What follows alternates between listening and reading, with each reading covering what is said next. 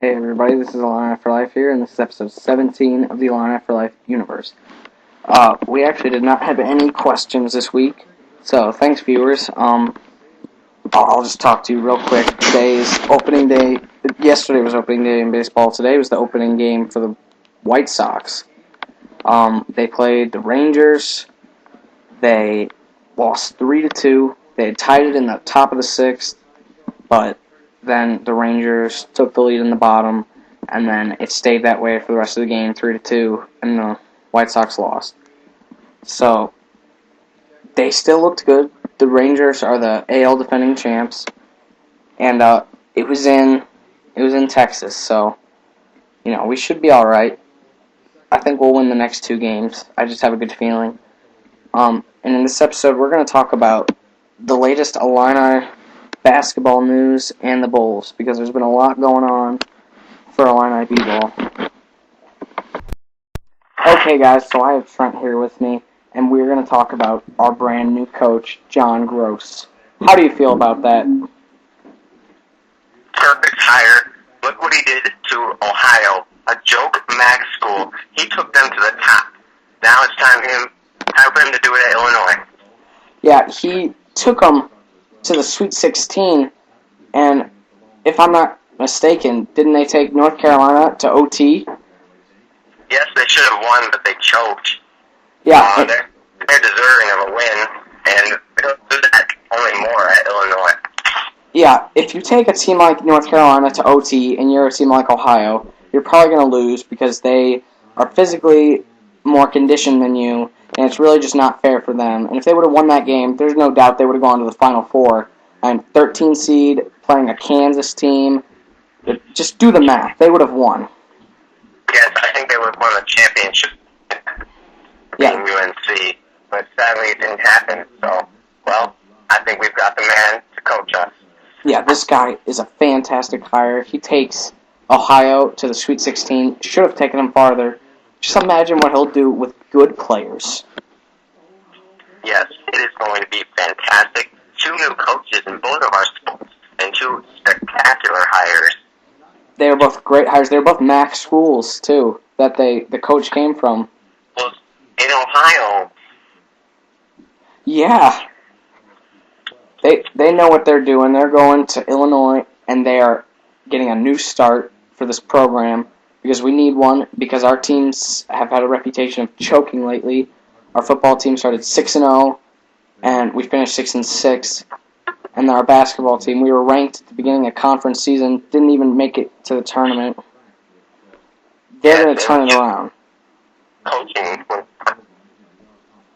Yeah, and Weber got hired at K-State, so good riddance to K-State. They're going to fall off the map in a couple of years.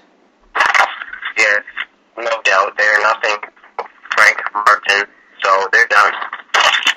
Yeah, I mean, I was a fan of Weber, but just the way that this team collapsed this year, it proved to me that he is not good enough to be coach at Illinois. Great recruiter, though. Yeah, but he couldn't do anything with his recruits. That was the problem.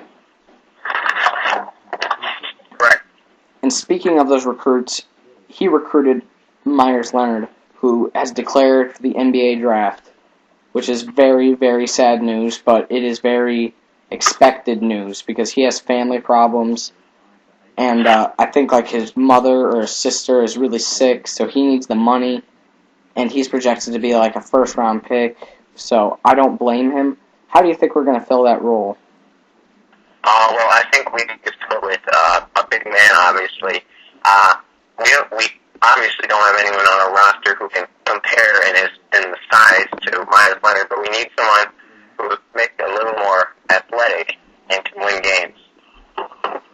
Yeah, I think the guy that should fill that role is Omar Johnson. Not Omar Johnson, Mike Shaw. I can't believe I just said my own name.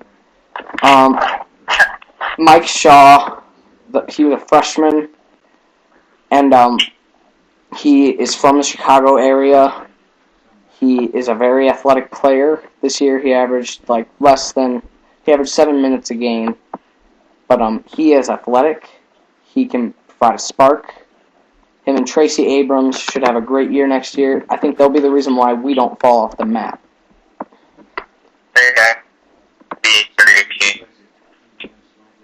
Say that again? The number one overall pick, because I just think he is the best prospect. Yeah, we're talking about Leonard? Yeah. Yeah, Leonard, he's 7'1". He's athletic. He's just a great player. I don't know why you wouldn't want him. Yeah, what's with all this Anthony Davis talk? Anthony Davis is just a system player who thrives in John Calipari's way of coaching, and he won't do anything in the NBA. Yeah, I think he'll be nothing but a defensive player, and I think he'll be a bust. Yeah, he'll be like just another Marcus Camby. Yes, that's exactly what I was thinking. All right, that's it for Illinois. Now we will talk about the Bulls. So the Bulls they've been playing pretty well, and as you can see from the picture, Rose has been hurt for about 10 or 11 games, but they have played pretty well without him, don't you think? Yes, they have. We can win without Rose. It has been proven. Of course, we need Rose because he is a great player, amazing player, the MVP. But we can win without him, and this is proof. We're such a good team, no matter what. We've had some bad losses, but it doesn't matter. We have an excuse. We are the best team in the NBA by far. We're a team. Yeah, I mean, people say that the Bulls are all Rose, and you know what? Last year, I might have believed them because Rose was just so sensational. But you know what?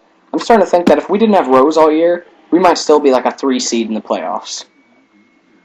Yes, because we're a team. We're not just rely on one player to carry us as far as we can until he runs out of gas. No, we don't need that. We can win. We don't need just one player taking all the shots, getting all the glory, because we split the team, we play defense, we win championships. Yeah, they're 8-4 without Rose since he got hurt, and that's pretty good because he's the league MVP. Right, that is a pretty good mark. Yes, take Kevin Durant away from the Thunder, take Kobe from the Lakers, take LeBron from the Heat, take anybody from any other team, and they will have a losing record without him. But you take Rose from the Bulls, and we still win because we're that good. Yeah, I mean, and the guy that's really stepped up has been Luol Deng. What a year he has had. I know, he's proving himself as not just a right-hand man, but an overall great scorer, great player, great NBA icon. He shoots, he rebounds, he plays D, he scores. I think he's a star. Yes, he is better than LeBron. I'm saying it now. You know, that's probably pretty bold, but I agree. I just think he's so overshadowed. Yes, just because he has such great teammates, he doesn't get as much glory. Yeah, and, you know, LeBron, LeBron is still amazing, but Luol Deng, he is just proving to me how elite of a player he is this year. Yes, and how about Joakim Noah? He just constantly puts up big numbers, gets the rebounds, plays defense, everything, and he knows how to win championships. He did it at Florida, so he knows what to do. Yeah, he won 2 championships at Florida. It's guys like him, it's guys like Deng. I mean, I already know that Rose is amazing, but it's guys like those two and Taj Gibson. I love Taj Gibson. You know, I know that we are going to win a championship with this group. I don't know if it's going to be this year. I think it will be. But I know at some point with that group, we'll win a championship. I disagree with you. I know we're going to win multiple championships with this group. Yep. I like that. I agree with that. That was what I was getting at. I think they'll win several championships. Got that makeup. Not 5, not 6, not 7. They'll win plenty together. Rose is still so young. Yes, he could have another 20 years on him playing at this level. I mean, just if he continues like this, he can play till he's 50 if he wants. I know, and he was a game time decision last night. So, that he didn't play, but it's starting to sound like he should be ready very soon. Hopefully, by Sunday when they play in the Garden, he'll be ready for that. I'm sure. We play on ABC. 4 straight huge games actually, and just a huge stretch. I mean, on Sunday we played Oklahoma City. That was a bad game. Then we played Houston. Then we played Boston. Now we have 2 straight games against the Knicks, and then we play the Heat. Yes, but Tom Thibodeau is a genius. He knows the Bulls can win without Rose, but are better with him. So he's doing the smart thing and keeping him as healthy as possible. So when the playoffs roll around, we have a 100% Rose playing the game. I agree with that. I do think he needs to get back in there before the season's over, though. I don't want him to not have any game experience since way back when. Exactly. He needs to get back in it, but not to injure himself. All right. That's it for the Bulls. Now it is time for the final word. What is your final word? My final word is buckets. Buckets is another word for basket. Baskets and buckets go along together, and that's what the Bulls do. They get buckets. A lot of them. Alright, my final word is baseball, because it is baseball season now. Our Chicago teams have both played. They both lost, but they were both very good games, and I can't wait for the season to get fully underway. I miss baseball so much. I just can't wait. It's going to be a great season, indeed. Alright, now our next episode, everybody, will be completely devoted to the White Sox and the Cubs, and we will try to get you that by Tuesday or Wednesday. Sorry about the crazy schedule. Have a good week, everybody. Enjoy watching some baseball and some Bulls, because they got some big games coming up. Illini4life signing off.